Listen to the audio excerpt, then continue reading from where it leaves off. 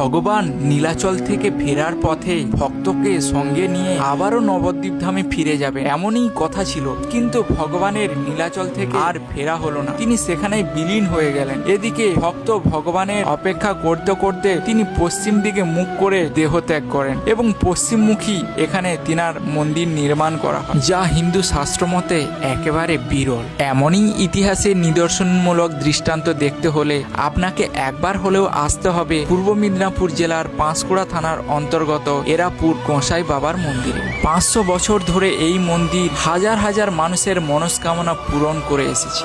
এখানে এলে আজও দেখতে পাবেন রামানন্দ গোস্বামীর খড়মজোড়া পূজিত হচ্ছে ভক্তি ভরে। প্রতি বছর রামনবমীতে এখানে বাবার রথ টানা হয়। এবছর 27শে মার্চ রয়েছে রথযাত্রা উদযাপন। ইতিহাসের সাক্ষী হতে এবং এই মন্দিরের আরও অনেক কাহিনী পুরোপুরি জানতে ওই দিন আপনাকে আসার আমন্ত্রণ থাকলো। জয় গোসাই বাবার জয়। সকলকে ভালো রেখো, তুমিও ভালো থেকো। ভিডিওটি সবাইকে শেয়ার করে দিও যাতে এই রথযাত্রার খবরটি সকলের কাছে পৌঁছে যায়।